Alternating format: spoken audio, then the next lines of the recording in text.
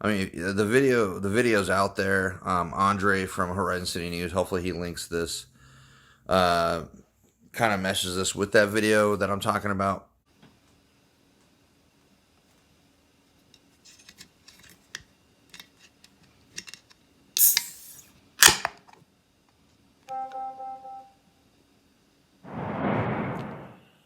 Sandy speaks. Sandy is speaking, and again, I do apologize. And if I'm looking a little crazy, this is because this is a test. It's time, y'all. It's time. It's this thing that I'm holding in my hand, this telephone, this camera. It is quite powerful. Social media is powerful. We can do something with this. If we want to change, we can really, truly make it happen. You know, we sit out here and talk about, oh, we need the next so-and-so and this and that. No, you don't. No, you don't. Start in your own home. Start with you. Free speech, free exercise of religion, and freedom from government establishments of religion.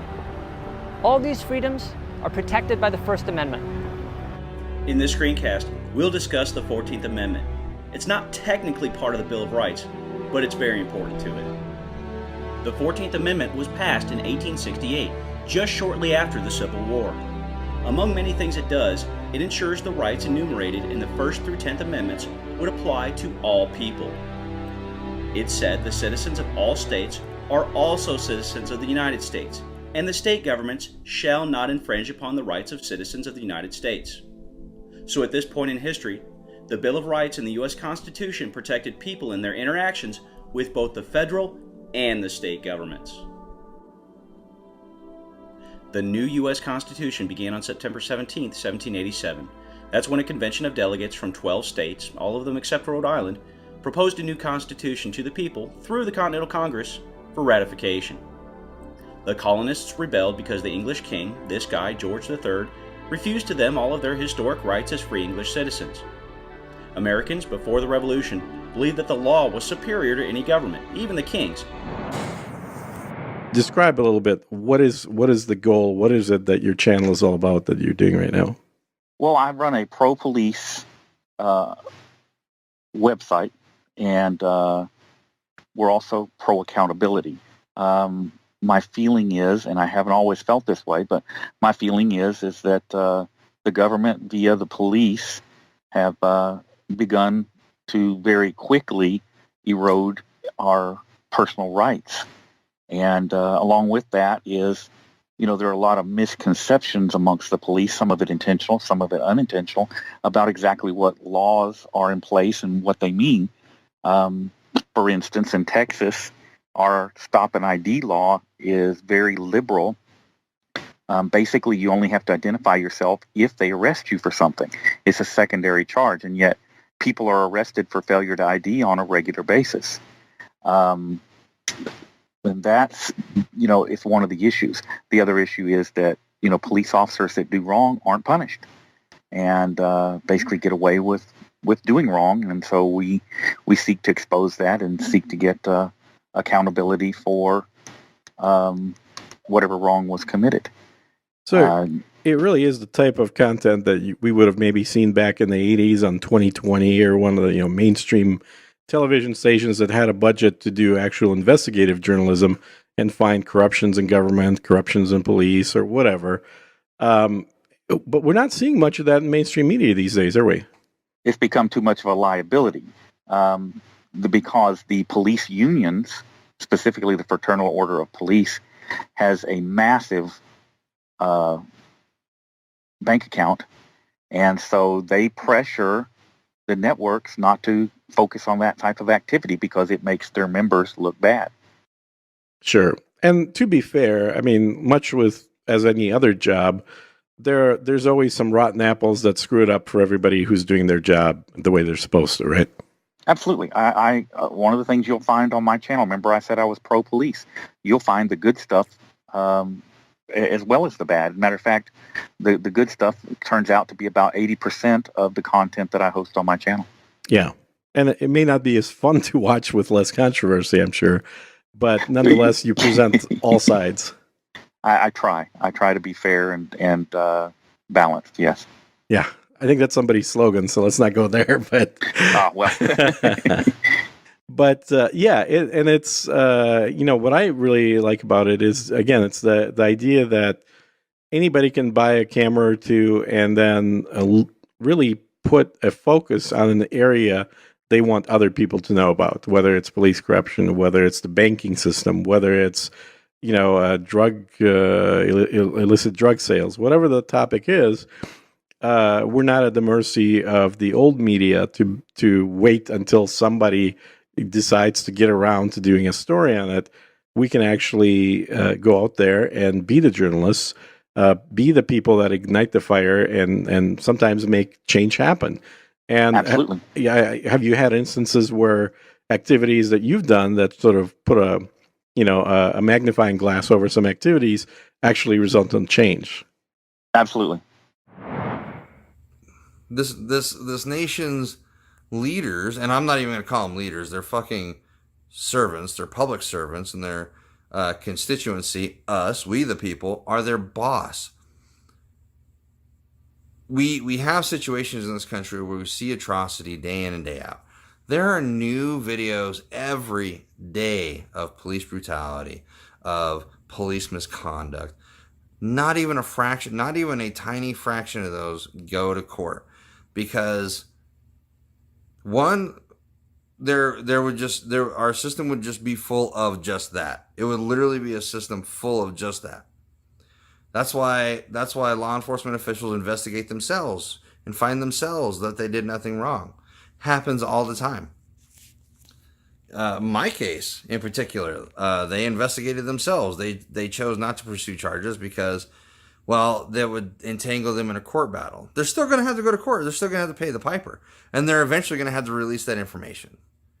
I got told by a representative from the Texas Attorney General's office that said that they can withhold evidence. They can withhold that information indefinitely. They've probably already destroyed the tapes. They've probably already destroyed the audio. They've probably already destroyed there's no way there's going to be a police report written because of that. And they're essentially going to do whatever they can to get away with the fact that they violated my rights, had my kids taken away for 6 months, and they committed crimes. False detention, Fifth Amendment violations, Fourth Amendment violation, First Amendment violation, Second Amendment violation, you name it, they fucking violated almost all the amendments, except for the third. They kept going. Copper's Cove is a Copper's Cove, Clean, that whole area, trash. It's a miracle that we have a base there. And it's a miracle that more and more Texans allow that shit to happen. Why are Texans allowing the Attorney General to indefinitely withhold information from you? It's public information. Just because an agency chooses not to prosecute you doesn't mean you are not entitled to that information. You are. And they said they filed it under the section, but nothing in that section gives any logical reason to anybody why that information was withheld. It doesn't.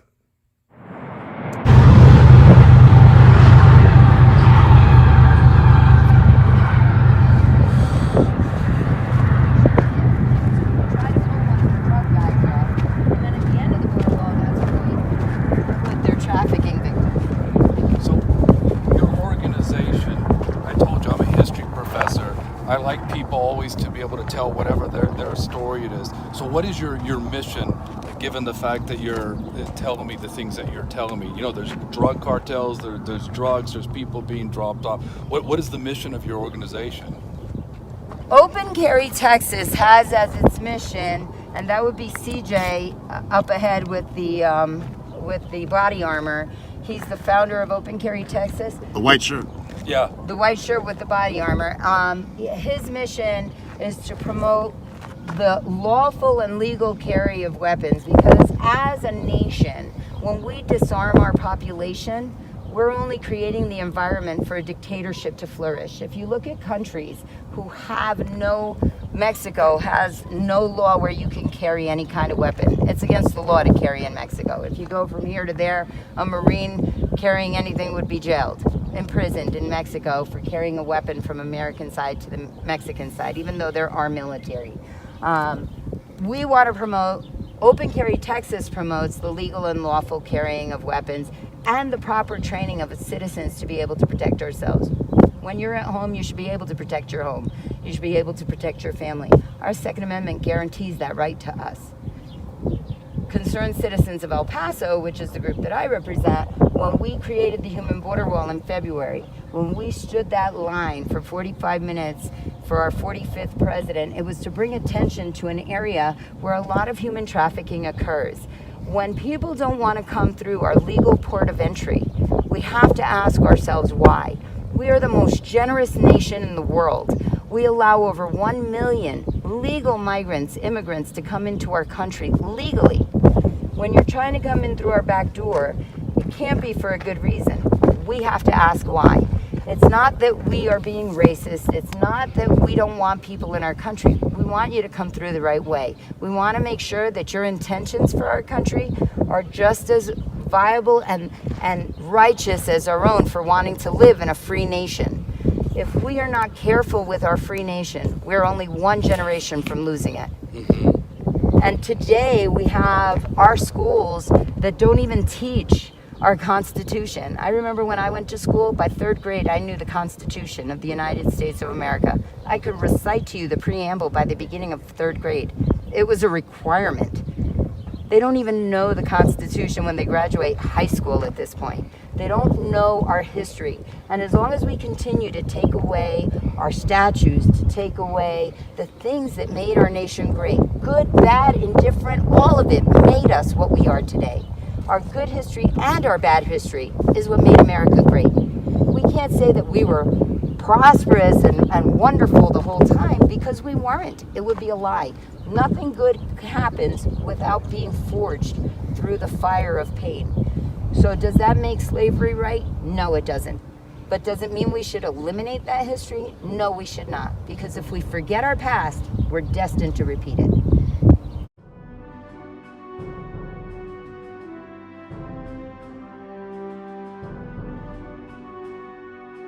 Along the Potomac River is the final resting place of America's first president, George Washington, and his wife, Martha. 365 days a year. Before the estate opens to guests, history interpreters prepare the Washington's tomb for guests to pay homage to the father of our country and the First Lady. The tomb's original iron gates, more than 170 years old, are open for guests to view the sarcophagi of George and Martha. George died in his bedchamber on December 14, 1799. His body was originally laid to rest in the Washington family tomb, located on the hillside south of the mansion. His last will and testament outlined his desire to be buried at home, at Mount Vernon, and that a new tomb be constructed of brick after his death. The new tomb would not be completed until the spring of 1831, when his remains were moved to their present location more than 30 years after his death. Also inside the tomb are 25 other members of the Washington family, including George's half-brother Lawrence. After the opening of the gate, 2 symbolic flags are put on display: the flag of the United States of America and Washington's headquarters flag, which contains 13 stars for the 13 original states. This flag marked George Washington's presence throughout the Revolutionary War. Daily wreath-laying ceremonies are performed by interpreters, in which guests are invited to place a boxwood wreath inside the tomb to honor the general. The wreath lays between George's sarcophagus on the right and Martha's on the left. The boxwood that makes up the Mount Vernon wreaths are collected from historic sites and private homes. Mount Vernon's historic English boxwood were wiped out years ago due to a devastating disease. The ever-present boxwood wreath available for the honorary ceremony are handcrafted when needed by our horticulture department. The boxwood cuttings gathered on and off-site are expertly crafted into the final product. At the conclusion of the wreath-laying ceremony, George Washington's prayer for his country is read aloud. This prayer was adapted from the General's circular letter to the states, written on June 8, 1783. Over 200 years after his death, global leaders and citizens from around the world continue to gather at Washington's resting place to pay their respects to a man who changed the course of history. We're standing in front of Independence Hall in Philadelphia. This is where America was born. In 1776, the Continental Congress met here, and Thomas Jefferson drafted the Declaration of Independence. Congress approved it on July 4th, and that was the beginning of the American nation. Of course, that didn't take us all the way to where we are today. After the Declaration came the Revolutionary War, and after that, the Articles of Confederation, our first failed attempt at a national government. And in 1787, delegates from 12 states met again at Independence Hall to propose revisions to the Articles. What emerged, after months of secret deliberation, was the Constitution. I want to ask you something. Yeah. You know, we're constantly being pulled over and harassed and stuff like that. Sure. Do you have a phone number or anything that if, you know, it's kind of a part of what we're dealing with, where you could save that for us or send it to us? Well, I have a YouTube channel. I can send it to you if you have a cell phone or a Facebook account. I can send it to you right away as soon as I create the video. Oh, wow. Yeah. So you have a Facebook account? I have a Facebook account, but more importantly, I have a YouTube channel. A YouTube channel? Yeah. What is your, can I get that from you? Of course. All right. Yeah, my name is ANDREI. And I don't ANDRE? ANDREI. Oh, wow. Okay. And so my YouTube channel is 4 words: Horizon City News Service. Hey, welcome to David's Life and Observation with your host, David Welch. Today's show covers quite a few things that are mainstream in the news right now. One of the main things in the news right now is a recent shooting of a woman inside her home. What ended up happening was law enforcement officers were called there to do a wellness check. Her neighbor was concerned. 63-year-old man was like, yo, they don't normally leave their door open. And I just want a wellness check just to see how she is. I want an officer to come see if everything's okay. And what ended up happening was not okay, was entirely a tragedy.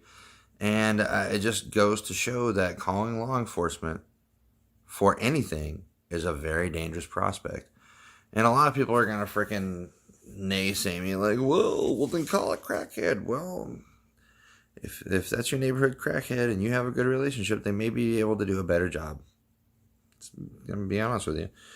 Calling law enforcement for anything, even if it's a wellness check, really, really ups the ante for violence because they're bringing a violent mindset. Whether they tell you or believe it or not, they are bringing a violent mindset because they are armed and they have a mode of operation. They have a mode of dealing with things in a manner that mitigates safety, well, which makes it safer for them, but hella dangerous for everybody else. In the situation where the lady lost her life due to an officer shooting through her window, which is exactly what happened, officer said, hey, drop the gun. There was no gun in the lady's hand, and she was shot immediately in her own home, doing nothing illegal, and having a firearm is not illegal. Having no idea that the police is at your window creepily pointing a flashlight at you through the window, you don't know who it is. You don't, and then the officer did not give her time to respond. He said, hey, this police dropped a gun, fired. There was no, I mean, the video's out there. ANDREI from Horizon City News, hopefully he links this, kind of meshes this with that video that I'm talking about. But at the same time, if a friend of yours is in mental crisis, or a neighbor that you believe is something may be going on, it is okay, as we the people, to gather some friends and go check it out ourselves. One of the things that's most interesting about the rule of law is that as emerged in history, it is primarily a protection for the ordinary person. The rich and powerful have always had the ability, in some sense, to be able to manipulate the government for their own ends or find the loopholes in the law to protect themselves and that sort of thing. It's the common person, the person who doesn't hire the lobbyist, who doesn't have the ability to influence the government, that benefits most when the government protects the rule of law. A look back at the way the Constitution was framed and ratified shows how committed Americans were to the rule of law. After flaws in the Articles of Confederation were identified, 12 of the 13 states sent to have a local office. I'm not sure if they still do. Sure. Okay, I'm just trying to think of anything else here. Now, when you're a county attorney's office, supposedly they have some sort of mental health office. Like, what is that all about? Our office is responsible for processing mental health cases on behalf of the state of Texas. Okay. So you mean like people who've been accused of crimes? No. For example, hospitals that submit paperwork that say people need to be committed, perhaps against their will, we process those papers. Well, if that's the case, I know that you keep saying that you're basically acting like, okay, well, there's nothing my office can do for you, and we can't touch this, but that actually does hit this situation in a lot of ways, because when Mr. Reamer was taken, even though I'm not a family member, I feel like I should be able to ask certain questions to the system, whether it's hospitals, the government, whoever. Like when I just tried to find out if he was discharged from the hospital or not, even that was shrouded in secrecy. All of that information is confidential information. Just even the question of is he in the hospital or not? Correct. Okay. HIPAA laws apply to everything in regard to the mental health system, and so whether you were a family member or not, that information could not be shared with you.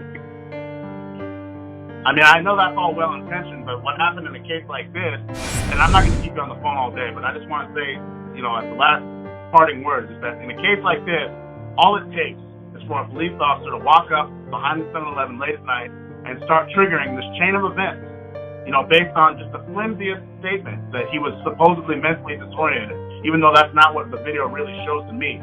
And then this guy just gets taken by the government, and then that's it. It's like, we just have to trust that everything is legit, when I don't think it is, but... I understand, and that's why the law also makes sure that an attorney is appointed if anything else happens, so that hopefully that attorney can advocate the position you're advocating, basically. Okay. And I'm sorry, ma'am, it's been a long day. What did you say your name was again? It's Gabriela Reed. Okay, and I know you're a lawyer, but what exactly do you do for the office generally, the agency, the attorney's office? I'm the division chief of the mental health unit. Oh, okay, perfect. Okay. Well, thanks for taking the time and taking my call and listening to me.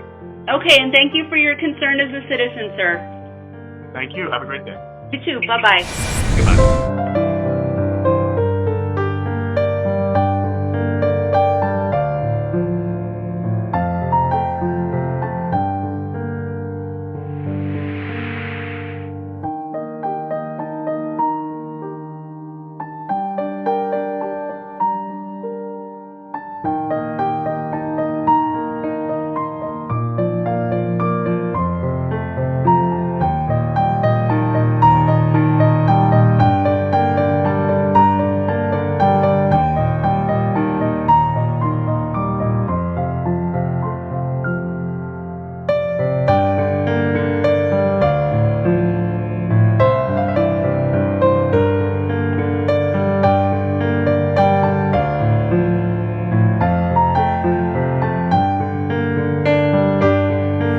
I think you all know that I've always felt the 9 most terrifying words in the English language are, I'm from the government and I'm here to help.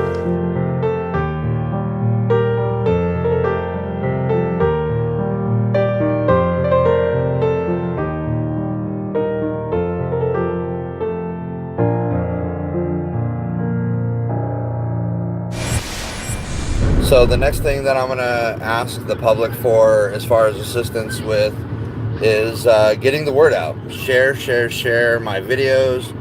Share anything that I post about this and my case.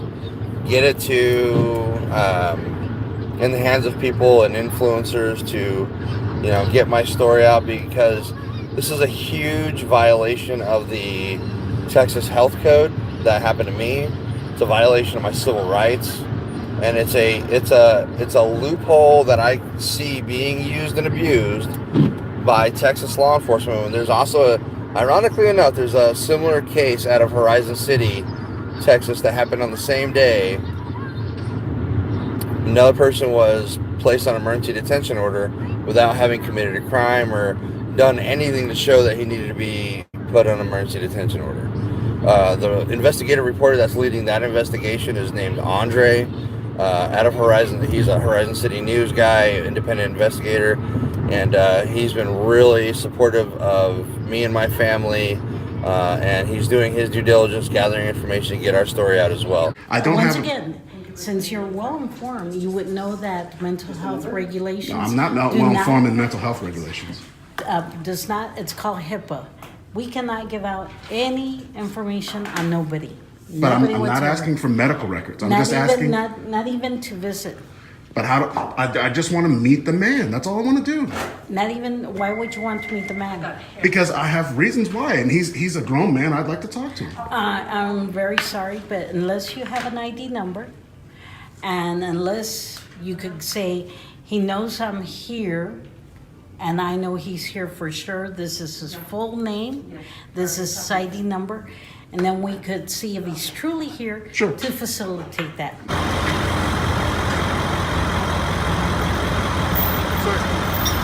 I ask you a favor, sir? What's that? Can I have you stand over there? I don't want you to get hurt out here. Could I just have you stand on that side? You're welcome to videotape, but could you just please stand over there? Can I just back up here?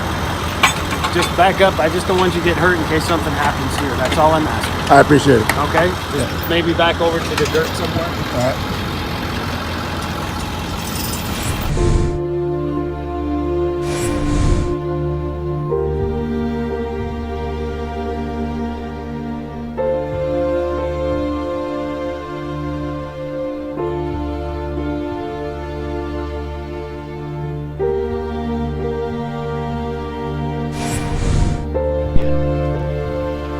¿Se encuentra bien? Are you okay? What are you doing? What's that? You're drinking your beer? You alright? Alright, do me a favor, go ahead and place the beer on the ground for me, okay? You're not in trouble, I'm just checking on you, okay? I see you pacing around back here. Alright, go ahead and have a seat over here.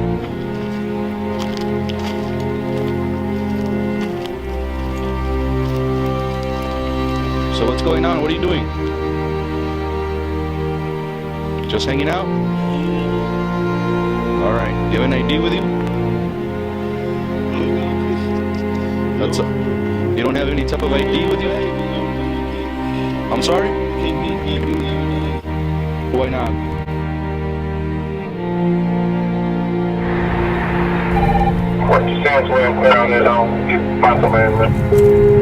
The mother has called us and said that her son has sent her a text saying he was going to kill himself. It's a routine call for Harris County deputies, but it warrants a specialized response. Okay, there's no telling what's going on here. You have any weapons on you? Just stand up and let me cut down for weapons. I'm out with the Mary unit. It's under control. Lieutenant Robert Henry leads the Harris County Crisis Intervention Response Team, or CIRT. Since October of 2011, 3 CIRT units have served the more than 1.5 million people living in the unincorporated areas of Harris County and diverted 221 people from going to jail. He admitted that he tried to kill himself before. He tried to do it, he said, I think 2 or 3 times. A mental health clinician and deputy make up the 2-person patrol units to respond to these sensitive situations. You're not in trouble or anything, but we're worried about you and we're worried about your family. This 24-year-old man has not been taking his medication and does not have a permanent home, so they're taking him to a local treatment facility. Too often we wait for a person's illness to find them help, but behind the walls of a correctional facility.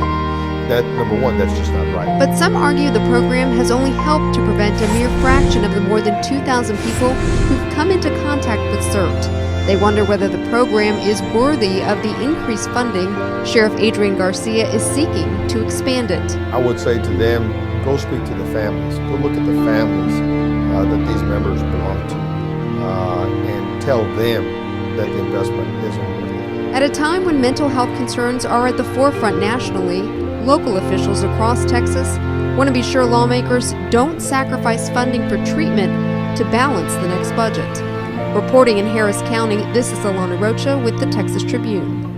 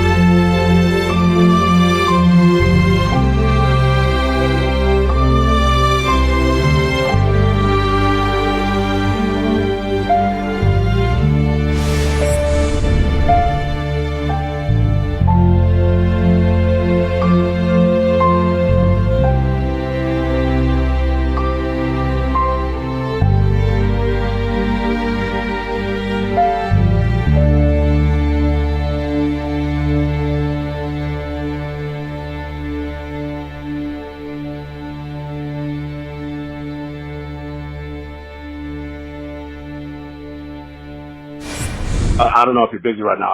I don't want to bother you if you've got things to do, but I just had a couple questions for you. Hopefully I can answer them for you. I'm not sure if I can. Okay. Well, if you can, you can. If you can, you can. But I'm glad I got on the phone with you finally. I hope you're having a good afternoon. So basically, I just wanted to ask you directly. I don't know if you've reviewed my emails, but I've sent several. And I just wanted to know if you can tell me if you know when Mr. Reamer, in case 1809035, when he was either discharged or transferred from the hospital after he was taken to the hospital on September 14th.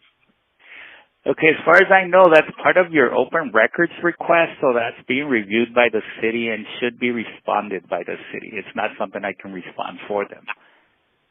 Okay, but the response that they gave, which they're trying to not reveal a large amount of records, including videotapes, is what they're trying to, not release in the Attorney General request. But all I'm asking for is just one simple question. What date and time was he discharged from the hospital? That shouldn't be intimate and embarrassing, which is what... Okay, I understand your question, and the answer to that is I have no idea. You don't remember one other word that I speak. I want you to remember this. When you deny someone their liberty, You have a responsibility to provide for the safety and welfare of that person. Okay, you can be recording, sir. You cannot be recording us. I absolutely can. No, we need to ask permission. Let me see. From who? Becky, who's the nurse? Oh. Hold on. I don't want to be on the video. Because if he doesn't have any permission for the video. I know. Can you cover that video, please? No. We don't want to be videoed, sir. I can't tell her though that I have no interest in it. Don't worry, I'm not going to publish anything. I don't want to be in the video as well. You don't have my permission to video me.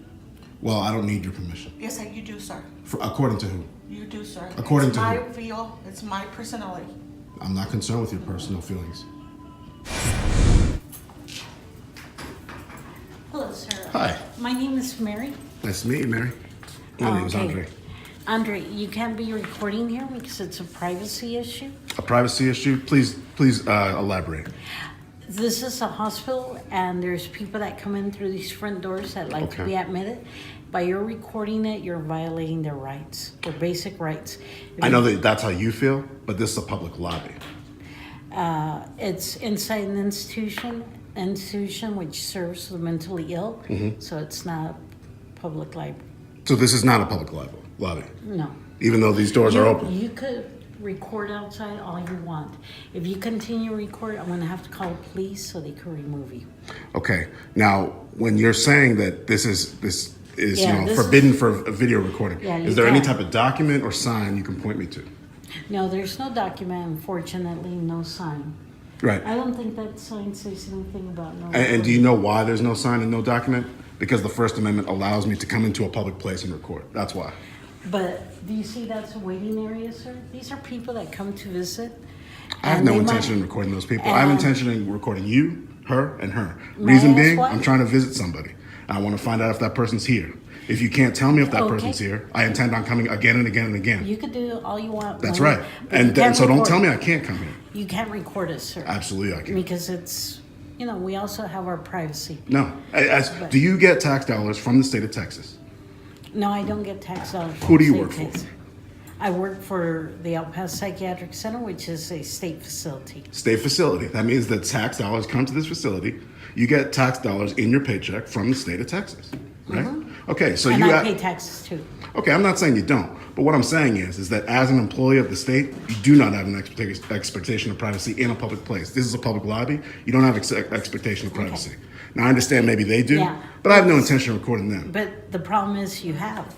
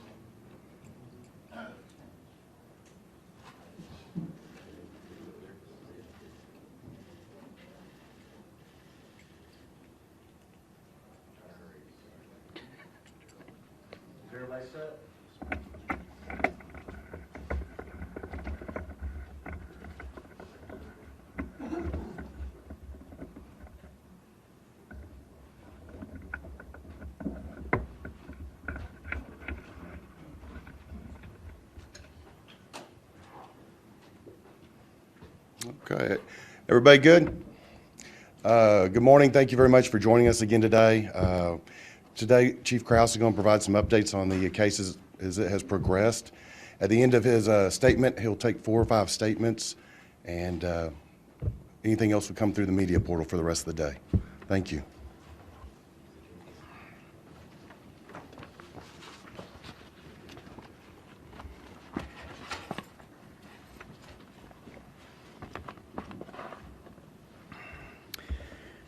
Good morning, and thank you for being here.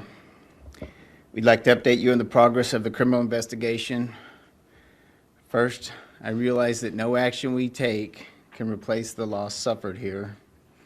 I'm deeply sorry for what occurred. I've received so many contacts from our officers who want to express how sorry they are as well. and how this is not indicative of the work they do every day. Human life is a precious thing and should not have been taken from Ms. Jefferson. This incident has eroded the trust that we have built with our community, and we must now work even harder to ensure that trust is restored.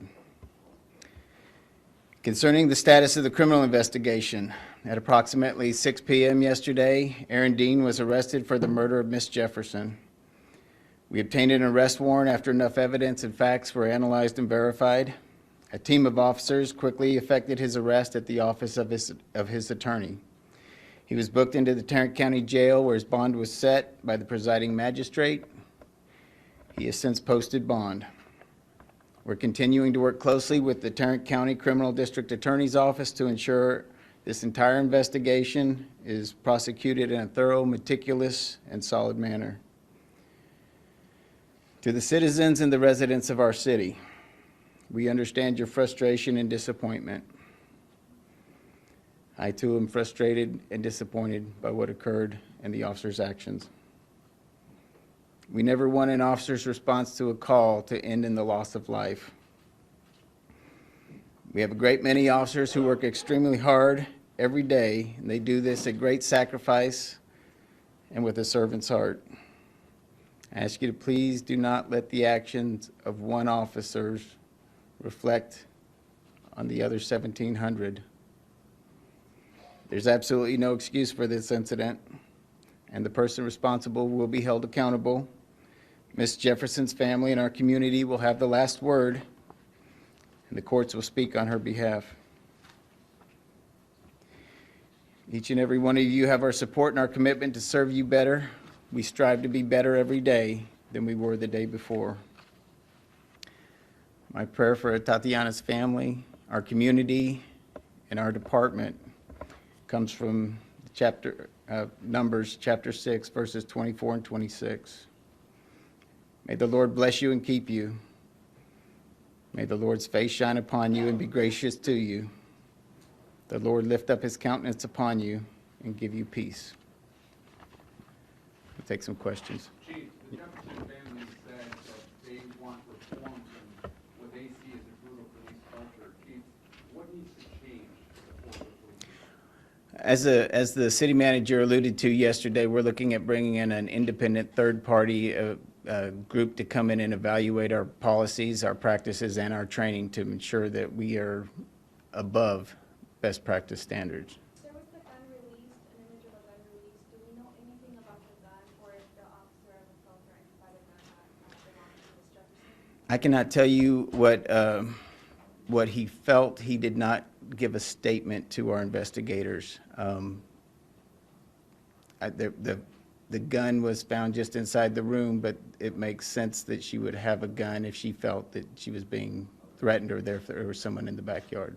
Chief, officers from what department exactly arrested Mr. Dean? They were. Was there any kind of incident in that? They were Fort Worth officers, and I was not made aware that there was any type of struggle or anything like that. As the other officer, has there been any new light shed on why, if they were responding to a welfare check, why did they park around the corner from the house? And also, why did they not ring the doorbell and knock on the door? Yes. So they believe they were responding to an open structure call and not just a welfare check. Chief, my question to that, because you said that yesterday, who determined, if this neighbor called and said the door's open, obviously, who determined, okay, this is an open structure call versus a welfare check? Because as you said yesterday, those are two different types of responses by the officer. Who determined that? So the information came from the neighbor to the call takers, and then while it was relayed to the dispatch, it was determined to be an open structure call. So the dispatcher? I don't know if I can't tell you specifically if it was a dispatcher, but that's something we're looking into. Well, Chief, we heard the call from the neighbor and then from dispatch to police Correct. officers, and it was a signal 56, I think it is. What is procedure for officers on an open structure? Is it to go onto the property and look in windows? It's an open structure. Do you think common sense would be to knock on a door?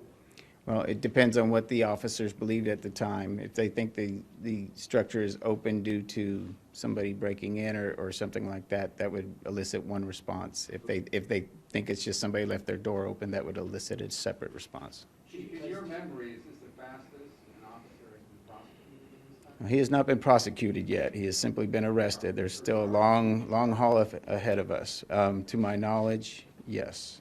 Hang on. What kind of toll has this taken on morale throughout the department? You've got officers who are still having to be out and responding to calls, and this has to take a toll. What steps, after steps, are being taken to deal with that? So the morale piece is, I don't have any officers saying this action should not have been taken against this individual, this officer. I'm getting the complete opposite response. Chief, thank you for being quick and decisive. This is going to help heal us. The officers are hurting. I've been out there on patrol, and since this occurred, and it's the officers, they come up and hug, and it's very emotional because the officers, they try hard every day to try to make this city better. I likened it yesterday to some of our officers that are out there every weekend and most weeknights that they're out there trying to build these relationships, and I likened it to a bunch of ants building an ant hill, and then somebody comes with a hose and washes it away, and they just have to start from scratch and build over. I think that's going to be all. Thank you. Also, in addition, we're going to be posting the arrest warrant to the media portal. So here in about 30 minutes, it'll be available on the media portal to you. There's no more questions as far today. Thank you very much for being here.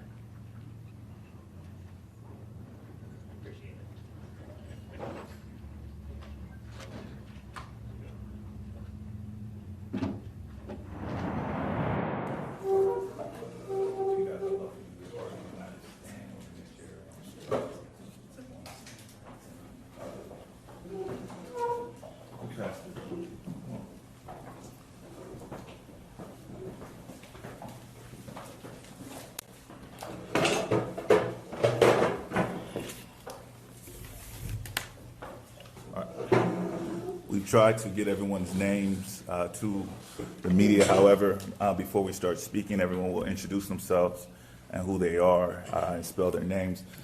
I'll start. My name is Lee Merritt, Leemerritt. I'm a civil rights attorney for the family.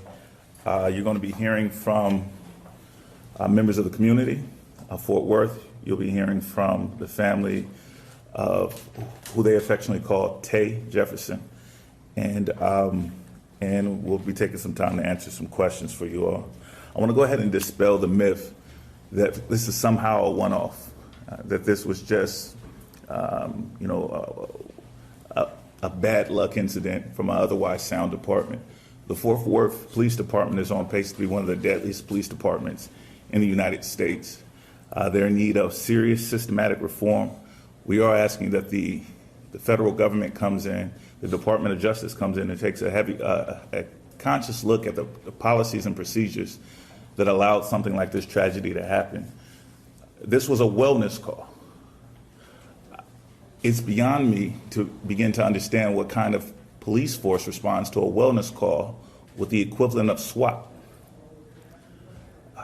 This department and their officers violated not only the rights of Tay Jefferson and her family, but they just made common sense mistakes.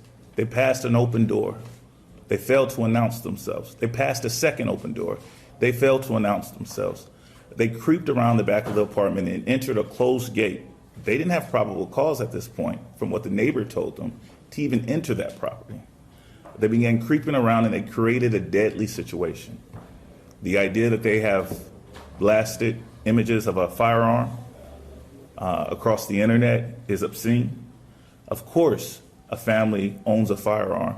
Of course, firearms are used to protect individuals from predators prowling about their property.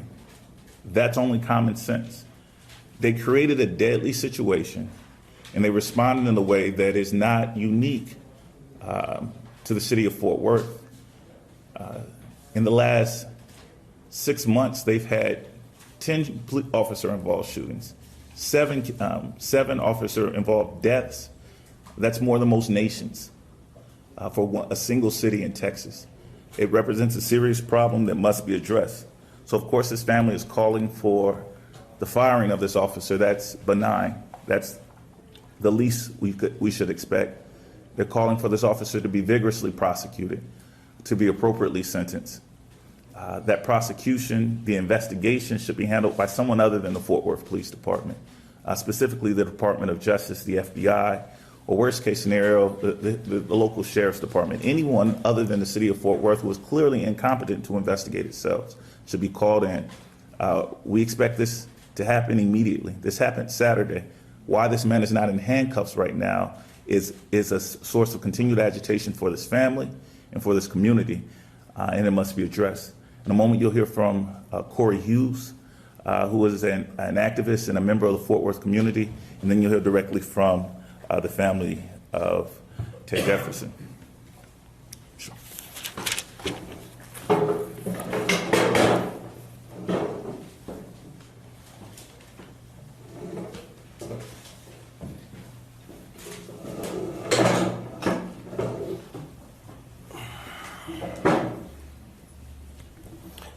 Just for the correct spelling of my name, it is C-O-R-Y, last name Hughes, H-U-G-H-E-S. The reality is I've had the unfortunate responsibility of sitting in front of these cameras and sitting next to families that have lost loved ones by the hand of police officers all too often. As a member of the community of Fort Worth, as someone that has taken the responsibility to be a voice for my community, I want to set the record straight that we're not looking for a 30-day suspension. We're not looking for a slap on the wrist. We're not looking for what seems to be status quo, is that the people that we hire to serve and protect us, when one of their own violates the community, it seems like they do more of trying to serve and protect their own.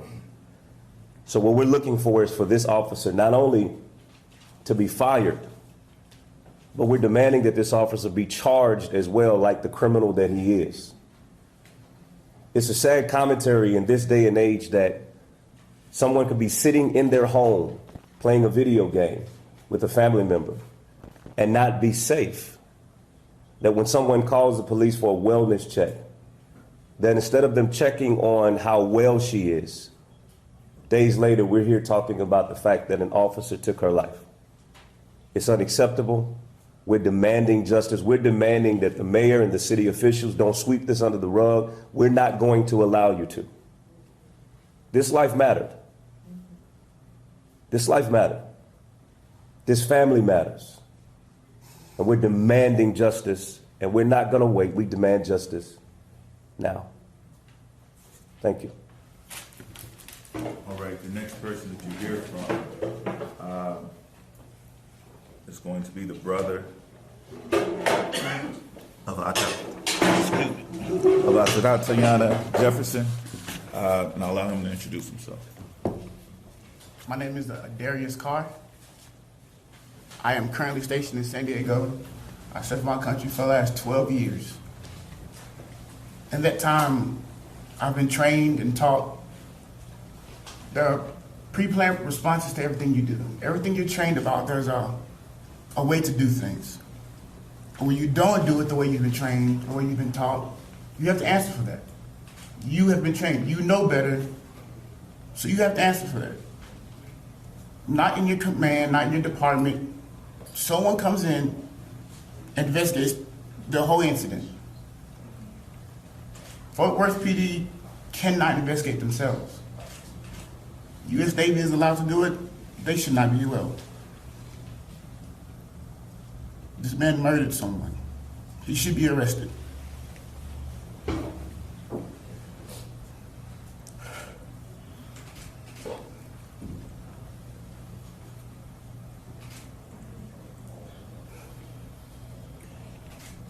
And we want to continue to echo the calls and be clear that this family is standing in solidarity, that Fort Worth needs to recuse itself from this investigation. And they need to bring in an outside agency. They need to make sure this officer is treated like any other criminal suspect in our criminal justice system. The next person that you're going to hear from is the sister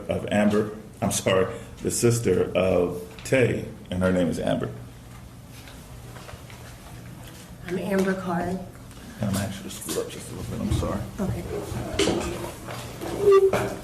Amber Carr, I'm one of her older sisters. We're 11 months apart. We grew up together. The last time I spoke to my sister was last Saturday. She came to the hospital in Plano where I was recovering from a major heart surgery. She came, brought me food. She brought me a new cell phone. She talked about how this weekend actually was the weekend that she and my older sister were planning to take the boys to the fair, and asked me what did I want back, considering she knew I wasn't going to be able to walk the fair park. My sister, the relationship she has with my sons is indescribable. Sometimes people think that they're her kids and not mine. She helped Zion every day to get ready for school because my mother wasn't capable of doing it. She wrote out a schedule so that he could be organized.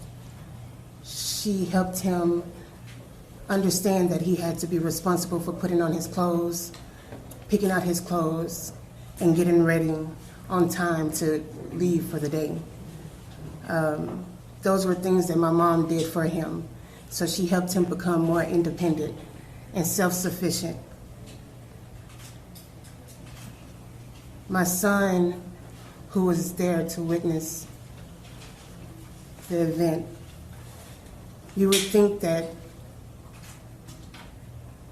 he would show some type of sadness or emotions, but the first time I actually got to see him and pick him up from a facility for children, the first thing he told me was he was sad. And I asked him, why was he sad? And he told me because the police had shot his aunt. And at that time, I knew nothing about that. So he was the one who actually told me what happened. But at this time, he's my motivation. He's my biggest encourager.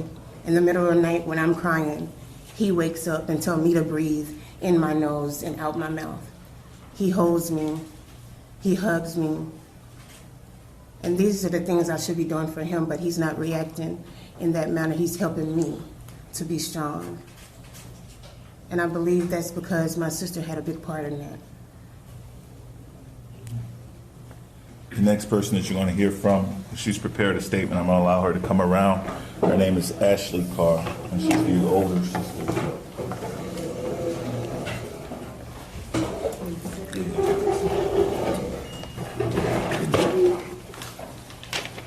Good morning, everyone. My name is Ashley Carr. I was Tatiana Jefferson's oldest sister. I'm here to read a statement for the family so that we can all be on one accord. An arc of a moral universe is a long one, but it bends towards justice. Martin Luther King. Our family first would like to thank the thousands who called, who sent messages, who reached out via social media, offering words of encouragement and condolences. We appreciate your powerful solitude with us as we go through this unbelievable time of shock and sorrow. Secondly, our family would like you to know more about this beautiful soul, Tatiana Jefferson.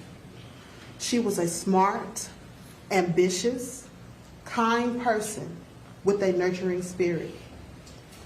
She was a graduate of Xavier University with a Bachelor's of Science degree in mathematics, that's me, in biology, and was committed to furthering her education. She was a hard worker where her co-workers saw her as a person of full integrity.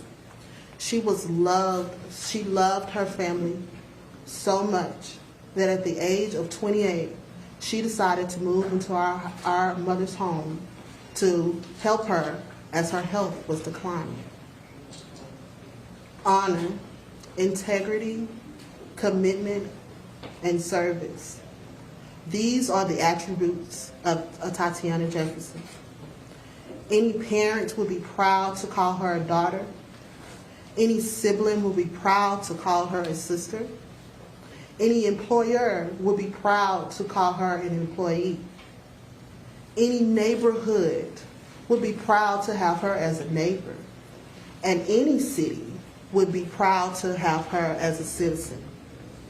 And yet, in the early mornings of October 11, 2019, she was simply going on along with her life, living a law-abiding citizen's peaceful life, and she was killed by a reckless act of a Fort Worth police officer.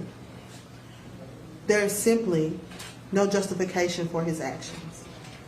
She was enjoying a life in her home where no one would have expected it to be her life to be in harm's way, especially not at the hands of a civil servant who had taken the oath to serve and protect. Our family now is asking the city of Fort Worth to exhibit the same characteristics of a Tatiana Jefferson, to be honorable when it comes to narrating the memory of this beautiful soul, to have integrity and bring the federal government in to investigate, to be committed to a swift and appropriate prosecution. Serve the entire community of Fort Worth by training your officers to execute responses to appropriate situations. In closing, we demand justice for Tatiana through an independent, thorough, and transparent process. The family of Tatiana Jefferson and the world eagerly awaits your response to this tragedy.